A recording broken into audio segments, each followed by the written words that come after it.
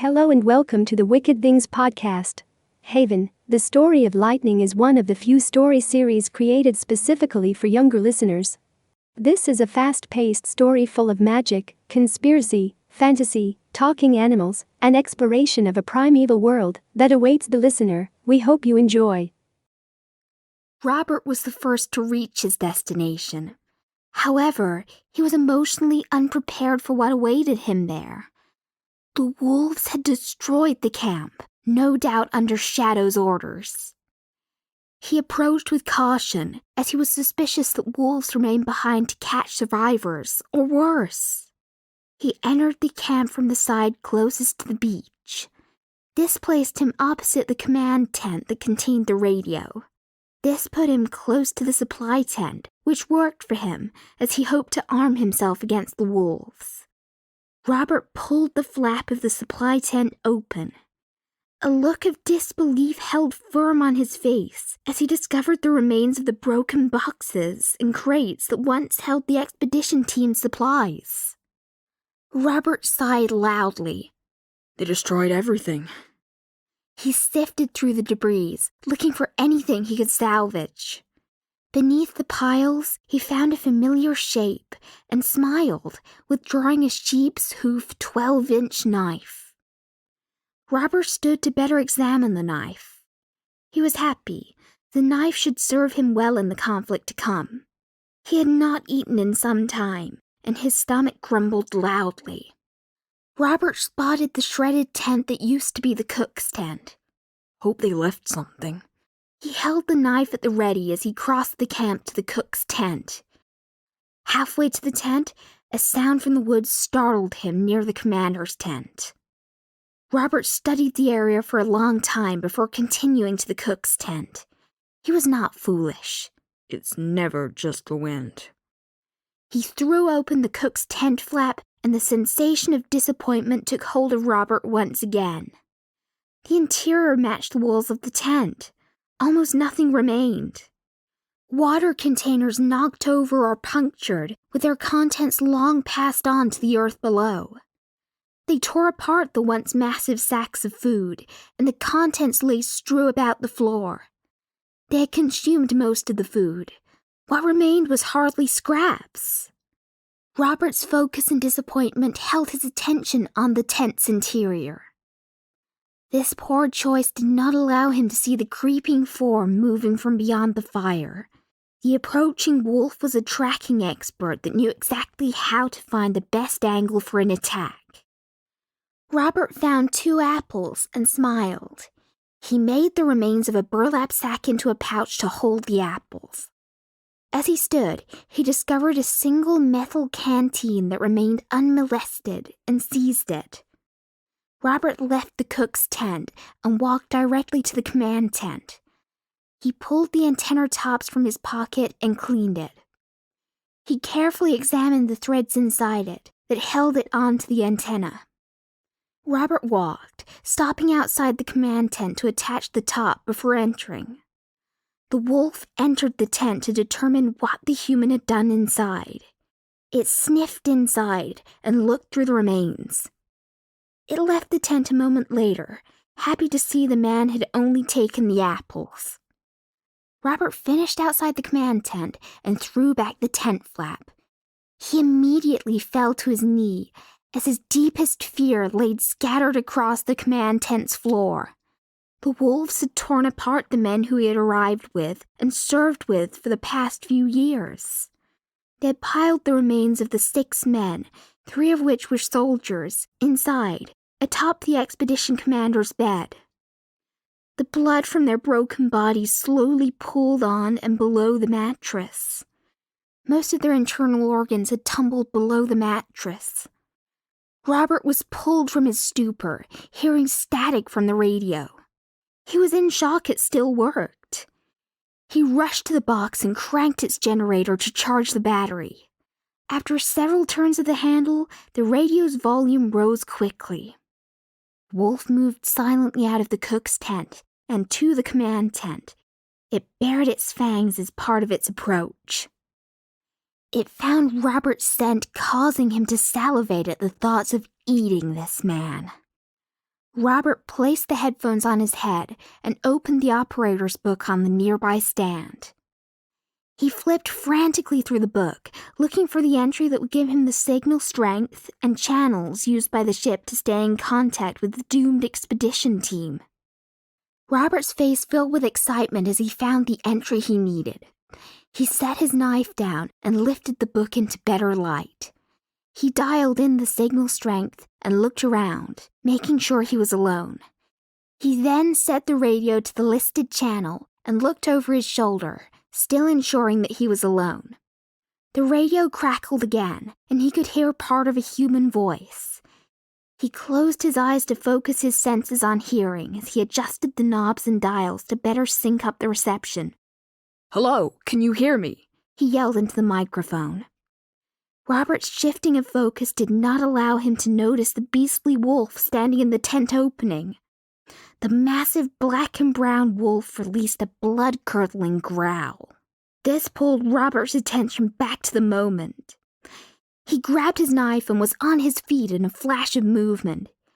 Robert and the beast were suddenly on the floor, in the fight of their lives.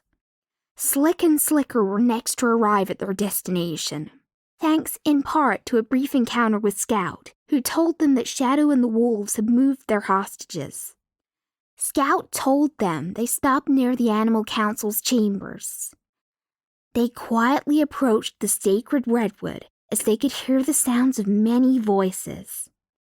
They remained quiet and stayed upwind from the gathered masses. Slicker pointed to his ear, shook his head, and shrugged. Slick motioned for his brother to stay close and follow him. The twins circled halfway around the clearing next to the sacred redwood stump. Slicker pointed to a large corral holding the unicorns. Found it! Slicker motioned to one of the many wolves and shrugged. Great, but how are we going to help them now? Slick rubbed his chin and thought for a moment. Slick snapped the thumb and finger on the hand rubbing his chin. I got it, let's go! Slick dashed off towards the backside of the corral. Slicker shook his head and gave chase. Slick stopped next to the corral and smiled. He turned to face his brother and tapped against his temple as he grinned mischievously. Go into the underbrush, make noises, and then kick out your shiny ball. The wolves will be all over it, which will give us the time we need, Slick demanded. Slicker lowered his head and dove into the underbrush near the clearing. Slick waited patiently as he moved to a small corner of overgrown vines that clung to the outside of the corral. He smiled, hearing Slicker starting the distraction. He rustled the bushes, yelled, and as the wolves rushed at the underbrush, he kicked the shiny ball out between the assembled pack. The wolves rushed at the ball. Kill it! Growled the lead wolf. He opened his mouth and slammed it shut around the ball. His teeth exploded from his mouth as they impacted the middle spear. The rest of the pack stopped dead in their tracks, seeing the teeth sent flying. Slicker rejoined his brother, chewing on the vines to create a hole small enough so they could get into the corral unseen. The twins made short work of the vines and were inside before the wolves pushed the metal spear towards Shadow. Unicorns and other unfortunate animals gathered around the weasels. Slick and Slicker paused for their part of the plan, seeing that the unicorns were not alone in the corral. Slick looked worried to his brother. Wasn't it supposed to be the unicorns alone in here? An injured rabbit approached. It started out that way, but many of us came to support Tremere. The rabbit lowered her head and stared at the ground. He butchered her, his own daughter, and forced us to watch, just to make an example out of her. Slick and Slicker found themselves without a word for such villainy. A unicorn approached, glared at the twins, and spoke low. You need to be quiet, or they'll feed another one of us to the wolves. The twins agreed and noted everyone inside the corral. We need to get everyone out of here. Slick studied the corral for weakness. What do you suggest? They injured most, or worse. Slicker pointed to the eviscerated remains of Shadow's daughter, Tremere. I'm sorry, I don't know. Thorn lied openly to the unicorns about his involvement as he stood next to Tremere. He was surrounded by enraged unicorns, ready to run him through and eat his heart. You didn't know? You didn't know? Shadow said you chose right before using his power to set the wolves on her. Thorn ran from the unicorns and hid behind Slick and Slicker. Oh, no, you don't, Slicker announced. Keeper told us all about your plan to promote her to lead. Not even knowing the island had already chosen the line of alphas, from the first to the last. He looked up at the twins and tumbled to the ground. None of us thought the magic was real until Shadow showed us. Wiser hopped forward, her left wing broken in multiple places.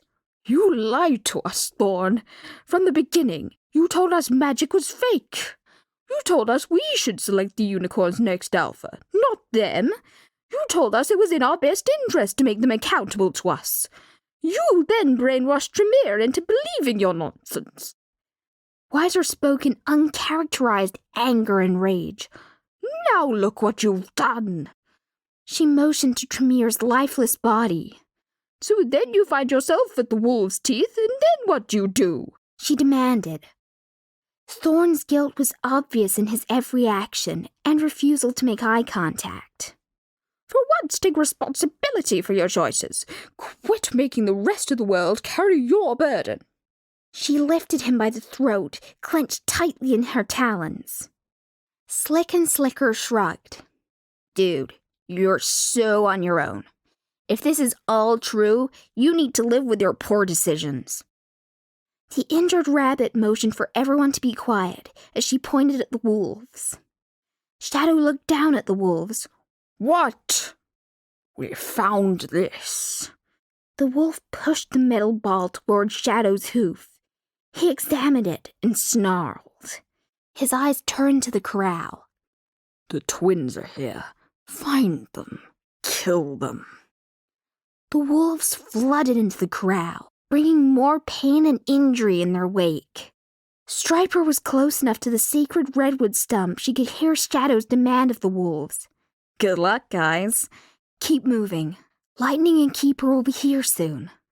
She lowered her head and moved towards the location where Scout told her Thunder and Rain were being held. Just a little further, she thought as she sped through the forest.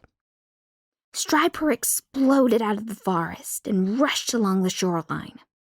After several minutes, she could see the cliffs that supposedly contained Thunder and Rain. The prison cave was close to the beach, which meant that it would flood and kill them during the next change of the tide. Striper pumped her legs as fast as they would take her. She crossed the distance and paused at the cave entrance long enough to catch her breath. She struggled for breath after crossing the island in an hour rather than a few days. Striper leaned against the mouth of the cave, but found herself assaulted by a stench. She realized the odor and ran into the cave.